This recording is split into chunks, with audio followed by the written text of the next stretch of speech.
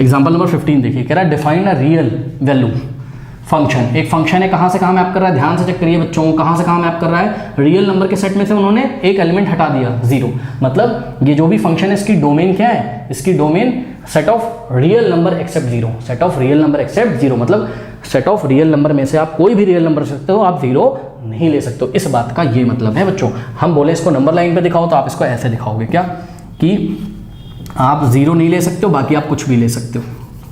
Okay, हाँ, तो ये इस सेट से इस सेट पे मैप कर रहा है। आपने पढ़ा था दो सेट का डिफरेंस भी एक सेट होता है, तो रियल नंबर और ये वाला सेट का डिफरेंस भी एक सेट होगा, और वो सेट ये रहा, 0 नहीं लेना, बाकी सब कुछ लेना। ठीक, डिफाइंड बाय, ये फंक्शन की डेफिनेशन है। अब देखो ये function f of x equals to 1/x दिया है, बताओ ये कैसा फंक्शन है, रैशनल फंक्शन है। कैसे, ऊपर क्या है f ऑफ x है और नीचे क्या है g ऑफ x। कुछ लोग बोलेंगे यही f ऑफ x लिखा है, अरे यार इसकी डेफिनेशन चेंज कर दो तुम, क्या सिंबल चेंज करने में क्या आता है, h of x upon g of x बोल दो, इसको क्या दिक्कत है।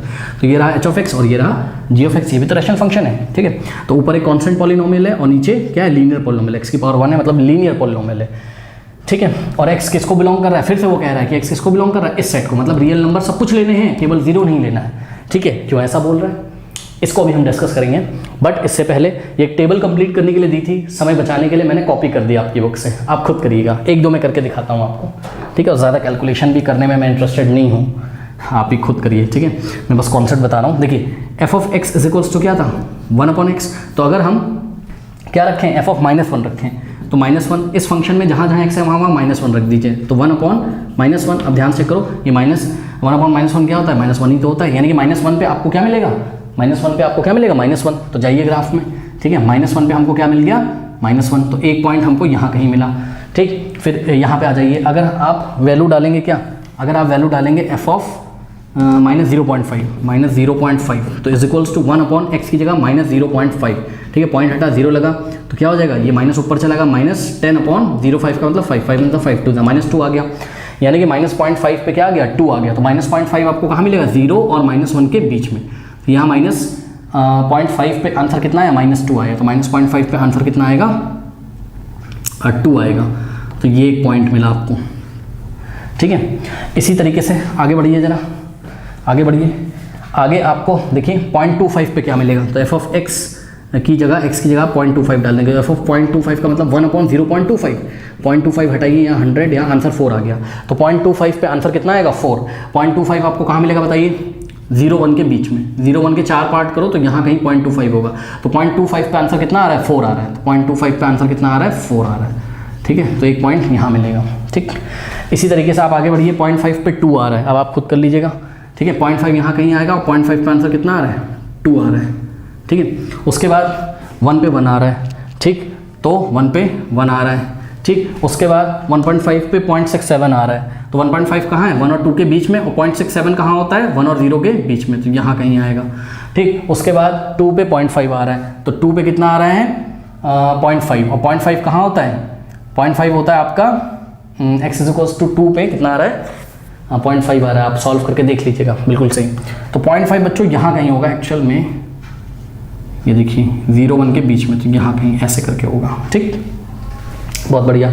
अब इधर लौट के आइए, -1.5 पे -0.67, तो -1.5 यहाँ कहीं आएगा, -1.5 किसके किसके बीच में आएगा, -1 और -2 के बीच में, और इसमें आंसर क्या आ रहा है आपका, आंसर आ रहा है -0.67, तो -0.67 यहाँ कहीं आएगा, -0 और -1 के बीच में, तो यहाँ कहीं आएगा। ठीक, इसी तरीके से आप अगर -2 रखें तो 0.5 आएगा, तो -2 पे 0.5 यहाँ कहीं आएगा। ठीक, तो इस ग्राफ को अगर प्लॉट किया जाए और भी वैल्यूज़ अगर ली जाएँ, ठीक है, तो ये ग्राफ कुछ इस तरीके से होता है बच्चों, ध्यान समझिएगा। इस ग्राफ पे बस हम कमेंट करेंगे। ठीक है, अगर हम और भी x की वैल्यू यहाँ पे रखते जाते हैं, खुद ध्यान से चेक करो। अब हमने इस लाइन रखी, भैया अगर तुम x बढ़ाते जाओगे तो f ऑफ x कम होता जाएगा। y एक्सेस पे तुम्हें और छोटे नंबर मिलेंगे, तो जगह ही कहाँ है जो मैं तुमको दिखा दूँ। ठीक है, तो नंबर ये कम होते जाएंगे, because f of x is inversely proportional to x अगर बढ़ेगा, खुद दिमाग लगाओ यार, x की वैल्यू बड़ी बड़ी डालते जाओ तो ये पूरा छोटा छोटा न्यूमेरिकल वैल्यू आता जाएगा। ठीक है, y एक्सेस की वैल्यू कम होती चली जाएगी, तो x के बढ़ने पर y यानी कि f ऑफ x कम होता जाएगा। तो ये ग्राफ इस तरीके से आएगा, और ध्यान रहे ये कहीं पे भी x एक्सेस को नहीं काटेगा। ऐसा नहीं कुछ बच्चे ऐसे बना देते हैं, इसको काट देते हैं, काटेगा नहीं, ये कहीं पे x एक्सेस को नहीं काटेगा, ध्यान रखिएगा। ठीक, इसी तरीके से जैसे जैसे आप x की वैल्यू कम करते जाओगे, f ऑफ x बढ़ता जाएगा इनवर्सली ना, ये कम होगा तो इसका न्यूमेरिकल वैल्यू बढ़ेगा। तो जैसे जैसे आप 0 की तरफ अप्रोच करोगे, ग्राफ इन्फिनिटी की तरफ अप्रोच करेगा, ऊपर की तरफ। ठीक, अब एक बात बताओ, क्या आप इसमें 0 डाल सकते हो? क्या आप इसमें 0 डाल सकते हो? बताओ नहीं, क्योंकि 1/0 क्या हो जाएगा? Not defined. नॉट डिफाइंड कहाँ आता है? नॉट डिफाइंड भैया पता नहीं कहाँ आता है। तो 0 पे इसकी वैल्यू क्या है ये हमको नहीं पता। यही रीज़न है कि इस ग्राफ ने वाई एक्सेस को कहीं काटा नहीं। अगर ये ग्राफ वाई एक्सेस को कहीं काट देता तो वाई एक्सेस पे जो वैल्यू होती तब हम बोलते हैं हाँ भाई कि x = 0 पे डालने पर हमको ये मिला है, लेकिन कुछ मिलता ही नहीं है। ध्यान से चेक करो, नॉट डिफाइंड आता है। इसलिए हमने इस ग्राफ को हमने वाई एक्सेस के पैरेलल चलाते गए और ये कहाँ मिल रहा है वाई एक्सेस पे हमें नहीं पता, इन्फिनिटी पे मिल रहा होगा। ओके, ऐसे ग्राफ को हम एसिम्प्टोट्स भी बोलते हैं। ठीक है, लिमिट्स एंड डेरिवेटिव पढ़ोगे, वहाँ पे मैंने इसको डिटेल में पढ़ाया हुआ है। इसी तरीके तो आपने क्या देखा कि अगर आप इसकी डोमेन की बात करें तो इसके डोमेन में आप x की सभी वैल्यू ले सकते हो। इनपुट डोमेन क्या होता है? इनपुट वाला सेट ना, तो सभी रियल नंबर ले सकते हो, x की सभी वैल्यू ले सकते हो, केवल क्या छोड़ के 0। तो इसकी डोमेन क्या होगी? रियल नंबर के सेट में से क्या हटा दो? 0। तो ये रही इसकी डोमेन। अब बात करते हैं इसकी रेंज की। ठीक है, तो रेंज के लिए आप इतने पोर्शन को देखिए। ठीक, अच्छा, इसी तरीके से यहाँ पे भी ग्राफ आ जाएगा बच्चों, ध्यान से चेक करो। ये भी x एक्सेस को कहीं नहीं काटेगा और ये भी नेगेटिव एक्सेस को कहीं नहीं काटेगा। ठीक, तो आप x की कोई भी वैल्यू लो, यहाँ से बस 0 नहीं ले सकते हो। ठीक है, x की आप कोई भी वैल्यू लो तो y की वैल्यू, x की वैल्यू अगर आप कम करते जाओगे, मतलब न्यूमेरिकल वैल्यू की बात कर रहा हूँ, साइन की बात नहीं, तो देखो आप जैसे जैसे ये 0 की तरफ अप्रोच करोगे तो ग्राफ इन्फिनिटी की तरफ अप्रोच करेगा। ठीक, और जैसे जैसे आप 0 से दूर चले आओगे, यानी कि आप x की वैल्यू बढ़ाते रहोगे, खुद सोचो x की वैल्यू अगर बढ़ाते रहोगे तो f(x) का न्यूमेरिकल वैल्यू घटता रहेगा।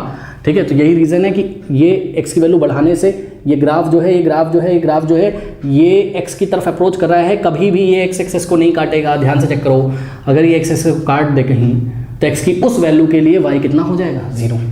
x की उस वैल्यू के लिए y कितना हो जाएगा? 0। और y तो 0 कभी होता ही नहीं है, क्योंकि ये ग्राफ x एक्सेस को कहीं काटता नहीं है, इसलिए क्योंकि y 0 नहीं होता है, यानी कि इसका आउटपुट कभी 0 नहीं होता है। एक बार फिर से बता रहा हूँ, आप यहाँ से देख लीजिए। देखो, ये ग्राफ x एक्सेस को कभी नहीं काटता है बच्चों। ठीक, क्योंकि देखो आप ऐसे सोचो जरा कि भाई f(x) = 1/x था। ठीक, हमने बोला कि अगर x 0 डाल दो तो f(0) क्या होता है? 1/0, यानी कि नॉट डिफाइंड। इसी का उल्टा क्या कि f ऑफ नॉट डिफाइंड। ये सोचने का तरीका है बस कि x की अगर हम नॉट डिफाइंड डाल दें तो आंसर क्या आ जाएगा? 0। 0 डालने पर नॉट डिफाइंड, नॉट डिफाइंड डालने पर 0। यानी कि जब x की वैल्यू नॉट डिफाइंड होगी तभी तो ये ग्राफ किसको काटेगा? x एक्सिस को काटेगा। और x की वैल्यू नॉट डिफाइंड कहाँ होती है हमको नहीं पता, इसलिए ये ग्राफ एक्सेस को कहीं काटेगा ही नहीं। और अगर ये ग्राफ एक्सेस को कहीं इंटरसेक्ट नहीं करेगा, कहीं काटेगा नहीं, तो y 0 कैसे हो सकता है? यानी कि आपको x 0 नहीं डालना है और y 0 मिलेगा नहीं कभी। ठीक, मतलब डोमेन में 0 नहीं आना चाहिए और रेंज में 0 आएगा नहीं। ठीक है, तो रेंज इसकी कुछ भी हो सकती है, आप चेक कर लीजिए। वाई एक्सेस पे सारी वैल्यूज कवर हो रही, पॉजिटिव वाली भी और इधर से नेगेटिव वाली भी, बट 0 कभी नहीं कवर होता है। एक्स की किसी भी वैल्यू पे इसका आंसर 0 नहीं आता है, तो उसकी रेंज क्या होगी? सेट ऑफ रियल नंबर में से हम किसको हटा देंगे? एक एलिमेंट 0 को हटा देंगे। इसको एसिम्प्टोट्स भी हम बोलते हैं ऐसे ग्राफ्स को। कैसे ग्राफ्स को?